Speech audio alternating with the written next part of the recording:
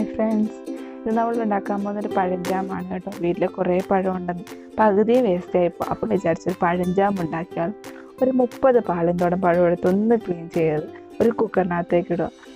അതിനുശേഷം അത് പതുക്കെ ഒന്ന് ഉടച്ചു കൊടുക്കുക കേട്ടോ. നിങ്ങൾക്ക് നിറം ആവശ്യമാണെങ്കിൽ ഒരു ചെറിയ ബീട്രൂട്ട് കൂടി ഉപയോഗിക്കുക കേട്ടോ. അതിനുശേഷം ഒരു 1.5 കപ്പ് വെള്ളവും കൂടി ചേർക്കാം. ഒന്ന് ഇളക്കി കൊടുക്കണം. ഒരു സ്പൂൺ വെച്ചിട്ട് എല്ലാ ഭാഗത്തേക്കും ആ വെള്ളം ഒന്ന് എത്താനും ആ ഞെരടി കൊടുത്തി ഒന്ന് മിക്സ് ആവാനും വേണ്ടിയിട്ടാണ് കേട്ടോ. അതിനുശേഷം ആ കുക്കറിൻ്റെ മൂടി ഒന്ന് അടച്ചിട്ട് ഒരു വിസിലടിക്കാൻ നമുക്ക് ഗ്യാസിലേക്ക് വെക്കാം.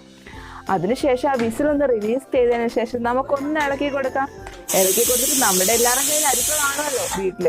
അപ്പോൾ ആ അരിപ്പയിലേക്ക് ഒന്ന് അരിച്ചെടുക്കാം. ജ്യൂസ് മുഴുവൻ കിട്ടാൻ വേണ്ടിയിട്ട് നമുക്ക് നന്നായിട്ട് ഒരു സ്പൂൺ വെച്ച് മാഷ് ചെയ്ത് കൊടുക്കാം. അപ്പോൾ ആ ജ്യൂസ് മുഴുവൻ നമുക്ക് കിട്ടും. നിങ്ങൾ നല്ല മധുരം ഉപയോഗിക്കുന്നവരാണെങ്കിൽ 1 കപ്പ് മധുരം വരെ ഉപയോഗിക്കാം കേട്ടോ. ഒരു 1/2 കപ്പ് മധുരമാണ് ഞാനിപ്പോൾ തൽക്കാലം എടുക്കുന്നത്. 1/2 കപ്പ് മധുരത്തിന് ഞാൻ ഒരു 10 ഗ്രാമ്പൂവും കൂടി എടുക്കുന്നുണ്ട്. എന്നിട്ട് ഒന്ന് പൊടിച്ചെടുക്കുന്നു. അപ്പോൾ തന്നെ നിങ്ങളൊരു നാരങ്ങയും കൂടി എടുത്ത് കഴുകി വെച്ചോ കേട്ടോ.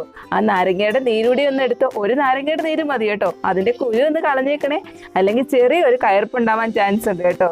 ആ അടിച്ചു വെച്ചിരിക്കുന്ന പഞ്ചസാരയും നമ്മുടെ ഒരു നാരങ്ങയുടെ നീരും കൂടി നമ്മുടെ ജ്യൂസിലേക്ക് ഒഴിച്ചു കൊടുക്കുന്നു. എന്നിട്ട് നമുക്ക് ഗ്യാസ് ഒന്ന് കത്തിച്ച് ആ ജ്യൂസ് ഒന്ന് തിളപ്പിച്ചെടുക്കാം. നന്നായിട്ട് തിള വരണം കേട്ടോ. നന്നായി തിളച്ച് വരണം. നിങ്ങൾ കട്ടിയുള്ള പാത്രം വെക്കുന്നെങ്കിൽ ഇടയ്ക്കിടയ്ക്ക് ഇളക്കി കൊടുത്താൽ മതി. കട്ടി കുറഞ്ഞ പാത്രമാണെങ്കിൽ നിങ്ങൾ തുടരെ ഇളക്കിക്കൊണ്ടിരിക്കണം കേട്ടോ. അങ്ങനത്തെ കാര്യം നിങ്ങൾ പ്രത്യേകം ശ്രദ്ധിക്കണേ. എന്നിട്ട് നന്നായി തിളച്ച് വരട്ടെ. തിളച്ച് വന്ന് കഴിഞ്ഞപ്പോൾ നന്നായി കുറുകി വരും കേട്ടോ. കുറുകി വരുന്നത് നിങ്ങൾ ശ്രദ്ധിച്ചോണം. ഇങ്ങനെ ഇളക്കി കൊടുത്തോണ്ടിരുന്നോളൂ കേട്ടോ. നന്നായി കുറുകി വന്ന് കഴിയുമ്പോൾ നിങ്ങൾക്ക് ആ കളറൊക്കെ കിട്ടും കേട്ടോ. അതിനുശേഷം ഒന്ന് ഇടയ്ക്കിടയ്ക്ക് നോക്കിയേക്കണം. നല്ല വലിപ്പത്തിലുള്ള തിള വരുവാണെങ്കിൽ അതൊരു കറക്റ്റ് ജാമിൻ്റെ പരുവായിട്ടുണ്ട് കേട്ടോ. ഒന്ന് ഇടയ്ക്ക് തൊട്ട് നോക്കിക്കോളൂ. നല്ല നൂൽ പരുവായിട്ടുള്ള ഉറപ്പാണ്. അതൊരു കറക്റ്റ് ജാമിൻ്റെ കൺസിസ്റ്റൻസി ആയിട്ടുണ്ട്. ഞാൻ എന്താ നോക്കുകയാണേ നൂൽപ്പരുവായിട്ടുണ്ടോ. നല്ല നൂൽപ്പരുവായിട്ടുണ്ട്. എൻ്റെ ജാമ് കറക്റ്റ് പാകമായിട്ടുണ്ട്. അപ്പം ഞാൻ എൻ്റെ മകൾക്ക് കൊടുത്തൊന്ന് ടേസ്റ്റ് ചെയ്യിപ്പിക്കട്ടെ. അവളുടെ അഭിപ്രായം കൂടി ഒന്ന് ചോദിക്കട്ടെ.